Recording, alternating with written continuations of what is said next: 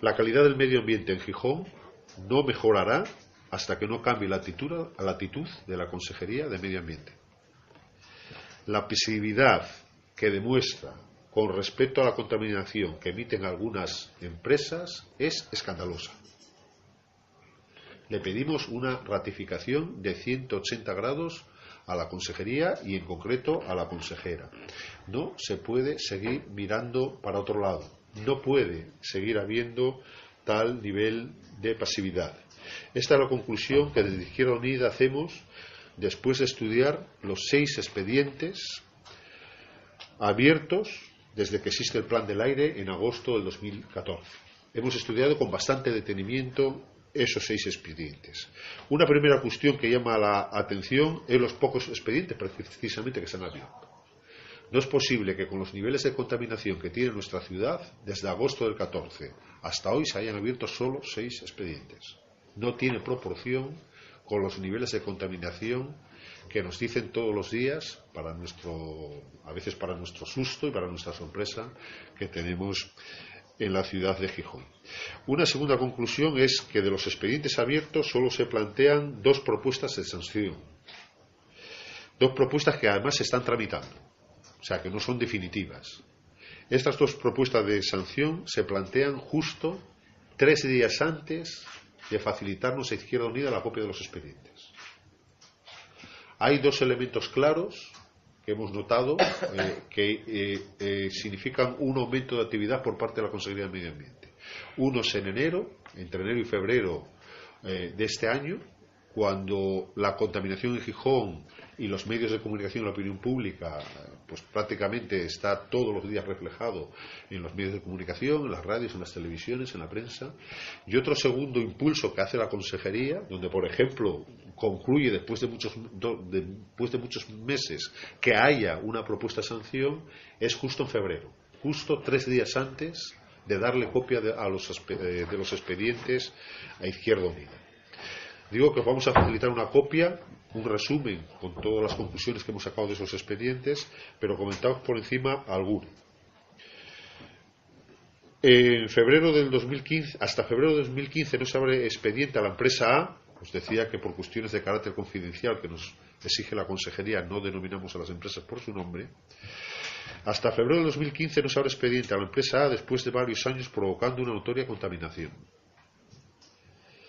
En enero del 2015 se produce la primera intervención pública, un informe que da lugar a un expediente de infracción en respuesta a un incumplimiento de los límites legales por la parte de otra empresa, de la empresa B, ocurrido en mayo del 2014. La Administración necesitó más de 7 meses para empezar a moverse contra una empresa infractora. En febrero del 2015 se inicia otro expediente sancionador a esta misma empresa, la empresa B, que es una empresa situada en el ámbito de Gijón, por incumplir los límites legales en varias ocasiones en el primer trimestre de 2013 y en el segundo semestre del 2014. Es decir, la Administración necesitó en este caso casi 2 años para empezar a reaccionar ante una actividad persistente contaminante. En febrero de 2015 se inicia un tercer expediente a la empresa B por desatención de los requerimientos que la Consejería comunicó a la empresa en diciembre de 2013. Es decir, más de un año para iniciar un expediente por incumplimiento de requerimientos del Principado. Musel. La inspección del día 14 de julio, se reconoce en el expediente, se produce por la lectura, lo dice literalmente, en un periódico de la ciudad ese mismo día, de una denuncia de una ciudadana de Gijón que acompaña una foto y varios comentarios, entre ellos esto es un ascazo, entre comillas.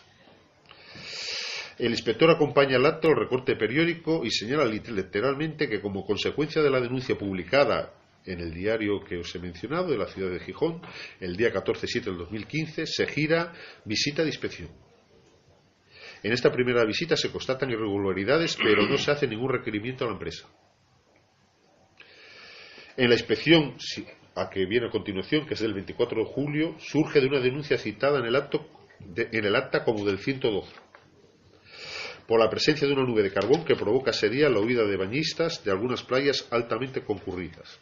Es decir, 10 días después de que el Principado constatara irregularidades graves y no instara a su sonación, se produce un incidente con un grave impacto en la imagen turística de la ciudad, causando precisamente por la persistencia de las irregularidades detectadas.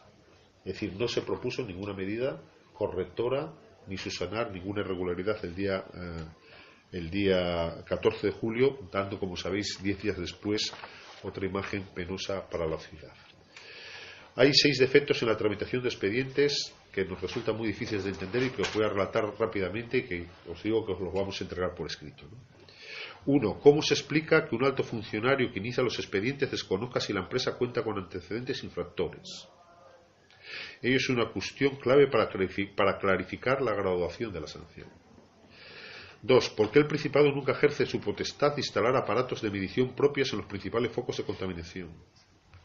Son empresas infractoras de facto las únicas que miden a sí mismas y hacen los informes y las comunicaciones a la Administración sobre sus propios incumplimientos de los valores límite. 3. ¿Por qué nunca se hacen requerimientos o medidas cautelares de las empresas? Por poner un solo ejemplo, si el 14 de julio los inspectores públicos que acudieron al Musel hubieran exigido que finalizaran las irregularidades que detectaron en el manejo de los graneles, a lo cual están habilitados, se podría haber evitado la lamentable huida de turistas de las playas de la ciudad que se produjo 10 días después.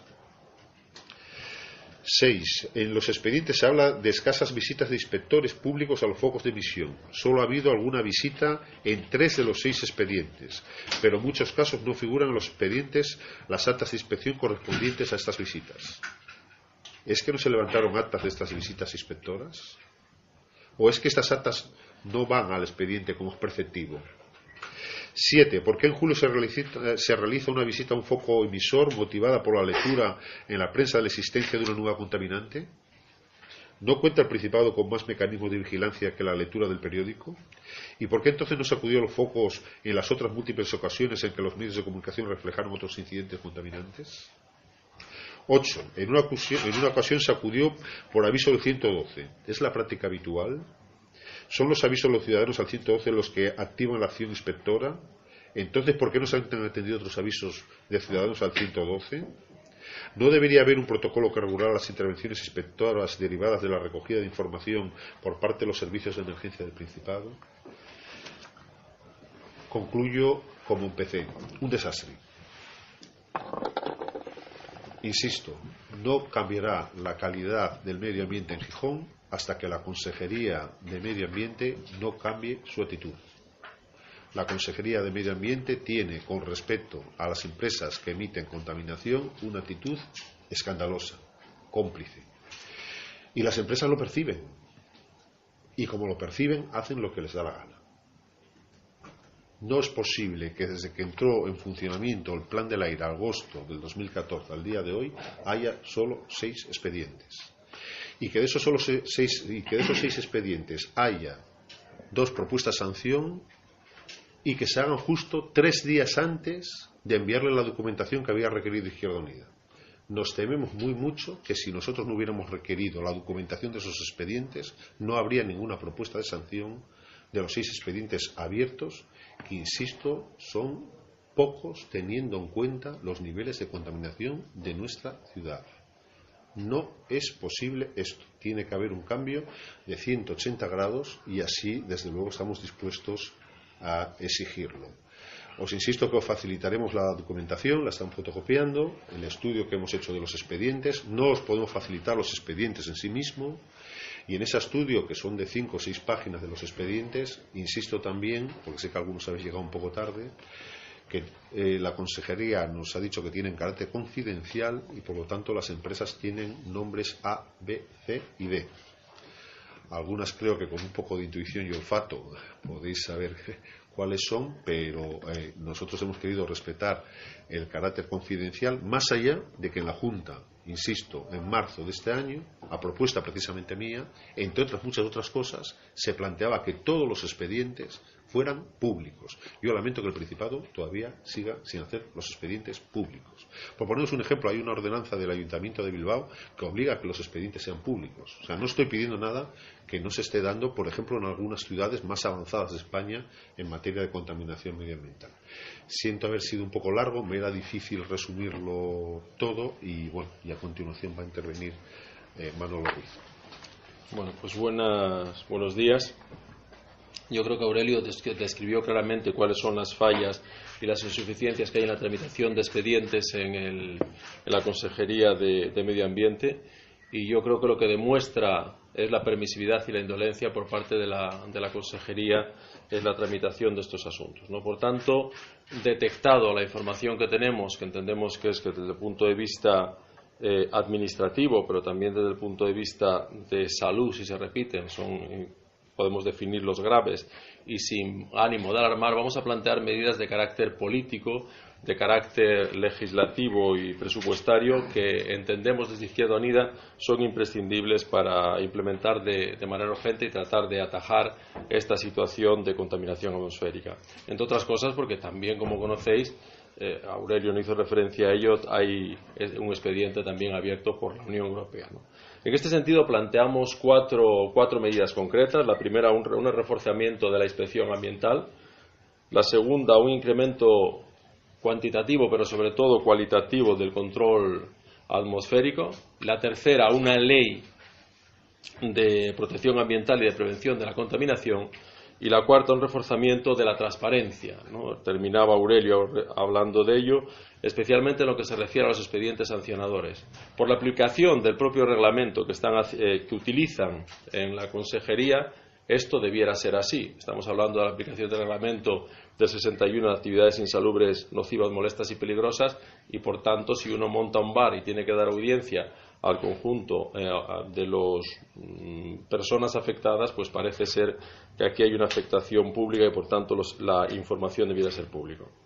Con respecto al reforzamiento de la inspección ambiental, como no queremos que siga en manos de las empresas el control de ello, y tampoco queremos que las empresas sean avisadas de cuándo se va a hacer la inspección ambiental, planteamos la creación de una policía ambiental, un equipo de policía ambiental, con dotación de recursos personales y materiales. Y para que nadie piense que es una inversión importante, estaríamos hablando de que fuese un técnico y 2 oficiales con características de agentes de la autoridad que dispusieran de un laboratorio móvil, y el coste de ese laboratorio para poder hacer mediciones in situ, estamos hablando de 100.000 euros. Y además que se hiciesen de forma aleatoria todas las inspecciones sin advertir previamente a la empresa, sobre todo a las empresas, en que hablamos de las grandes industrias fundamentalmente, para evitar que se altere la situación con el objetivo de reducir la contaminación